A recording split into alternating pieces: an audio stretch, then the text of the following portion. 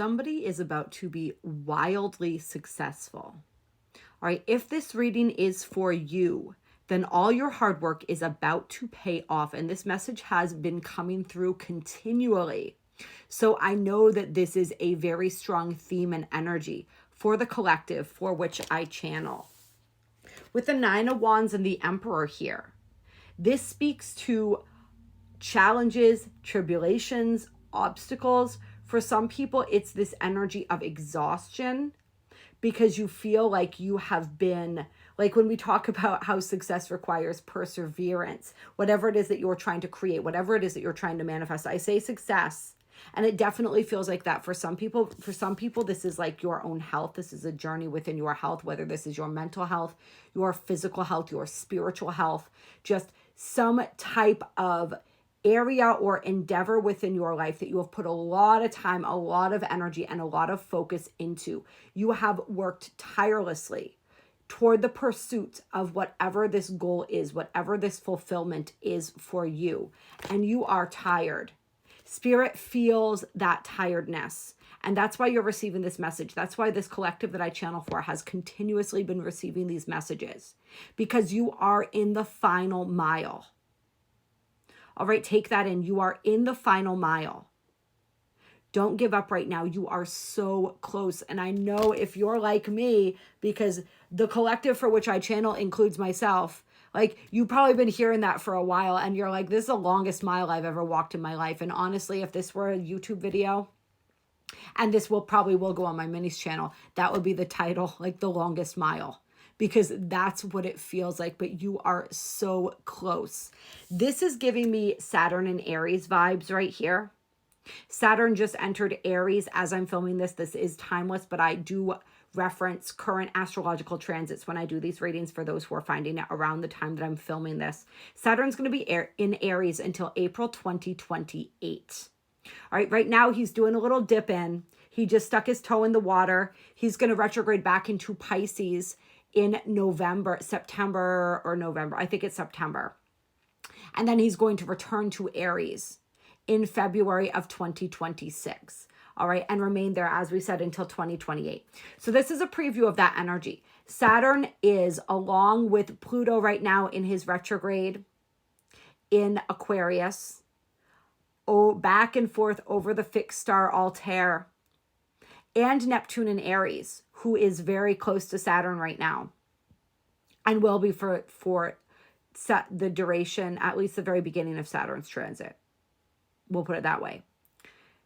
They're training us on how to be leaders. And by us, I mean those who are, well, all of us, all of the collective, but particularly this is important to understand for those who are going to be what I often call the leaders of the new earth. You are being trained right now so that you can show up and be a way shower as the collective continues to awaken, as the energies on this planet continue to get more insane, right? The vibration lifts, but also the shadows are purged out.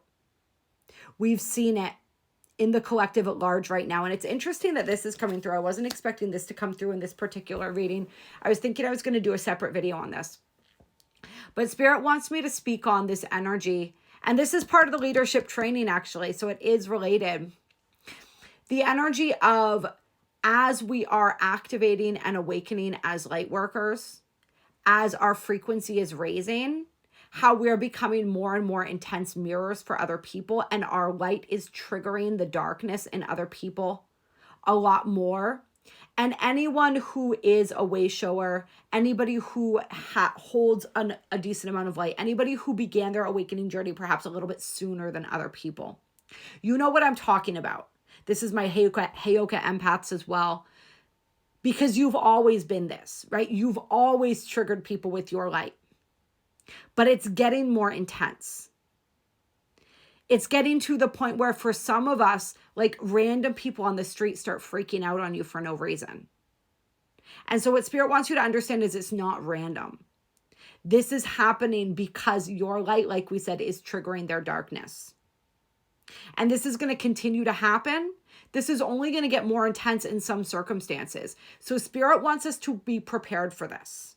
This is one aspect of this leadership training because we need to know how to remain, I almost want to say like stoic, how to not react to that energy, how to absolutely not internalize that and take that on as your own, right? Like there's something wrong with you.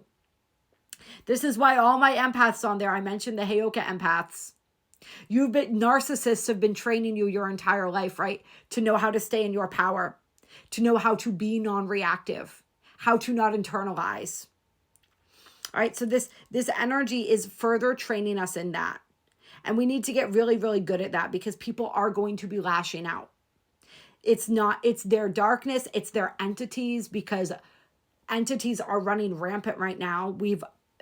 I always talk about entities like fleas on a dog, like they're always there, right? That's why when I do entity removal sessions, there's a ton of stuff that we clear out from people. All right. And if you are interested in that, all of my information is in my link tree. If you're watching this on TikTok, it's in my bio. If you're watching this on the Minis channel on YouTube. All right. If you want assistance with that. But more and more of these fleas are climbing onto people, are attaching to people because the astral realms are crumbling right now.